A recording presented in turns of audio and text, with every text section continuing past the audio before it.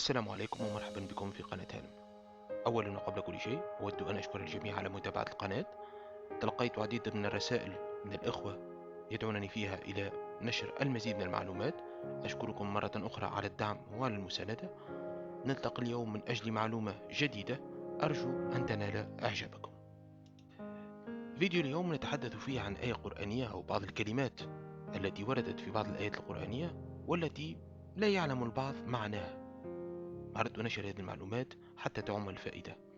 يقول الله عز وجل: أعوذ بالله من الشيطان الرجيم، بسم الله الرحمن الرحيم: حرمت عليكم الميتة والدم ولحم الخنزير وما أهل لغير الله به والمنخرقة والموقودة والمتردية والنطيحة وما أكل السبع إلا ما ذكيتم وما ذبح على النصب.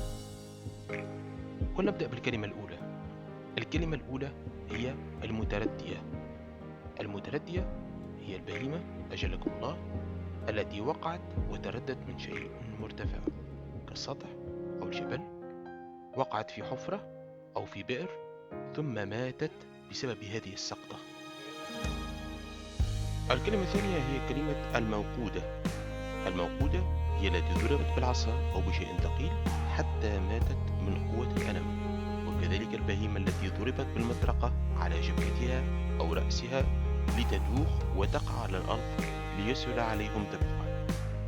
فإن وصلت إلى حد أنها فقدت الحركة الاختيارية لأنها صارت في آخر رمق وصارت في حركتها كحركة المذبوح، فهذه لا تحل لأنها لو تركت دون ذبح لماتت. الكلمة التالية هي كلمة النطيحة. النطيحة هي الدابة التي تناطحت مع أخرى وماتت بالانتحار، وذلك لتناطح الغنم مع بعضها البعض والبقر جل الله مع بعضها البعض، فإذا ماتت بسبب المناطحة فهي نطيحة. الكلمة التالية هي أكل السبع.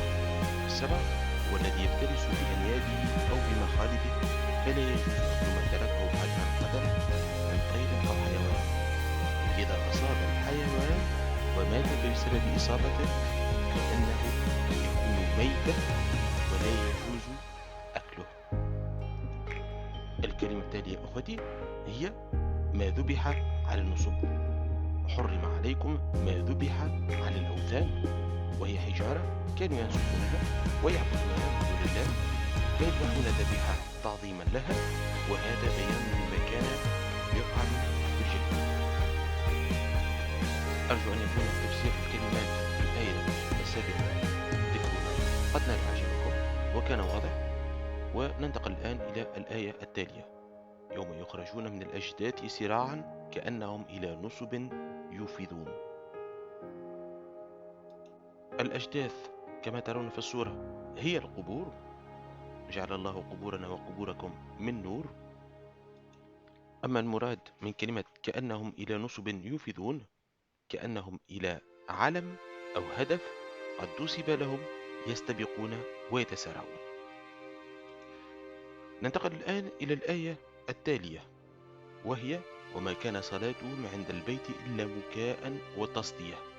المكاء هو التصفير كما ترون في الصورة، والتصدية هو التصفيق. أرجو أن تكون الكلمات واضحة. الآية القرآنية التالية تقول: والسماء ذات الرجع والأرض ذات الصدع إنه لقول فصل. صدق الله العظيم. ذات الرجع يعني ذات المطر، لأنه يرجع كل عام ويتكرر. أما ذات الصدع فهي ذات الشق، تنصدع وتنشق عن النبات. أرجو أن تكون المعلومات قد نالت إعجابكم. ننتقل الآن إلى آية قرآنية يقول فيها الله عز وجل على لسان موسى: قال هي عصاي أتوكل عليها وأهش بها على غنمي ولي فيها مآرب أخرى. أهش بها على غنمي، أضرب أغصان الشجر ليسقط ورقها ليسهل على غنمي تناوله. الخطأ في الفهم الذي يحصل لدى عديد من الناس هو أن البعض يفهم المعنى من أهش بها على غنمي بأنه التلويح بالعصا على الغنم لزجها وزجرها على مكان معين، وهذا خطأ، لأن أهش بها على غنمي هو المعنى الذي سبق توضيحه. يقول الله عز وجل: فمثله كمثل صفوان عليه تراب فأصابه وابل فتركه صلدا. صفوان عليه تراب وحجر أملس عليه تراب كما ترون في الصورة. وابل هو المطر الغزير. صلدا أي أملس نقي ليس عليه شيء من نبات أو غيره. يقول الله عز وجل في القرآن الكريم: وله الجوار المنشآت في البحر كالأعلام. المنشآت هي السفن. وقول الله عز وجل كالأعلام أي كالجبال. والعرب كانت تسمي الجبل الطويل علما، وليس المقصود بالأعلام الرايات المرفوعة. أرجو التنبه لهذا المعنى. الآية التالية يقول الله عز وجل: والذي أخرج المرعى فجعله غثاء أحوى.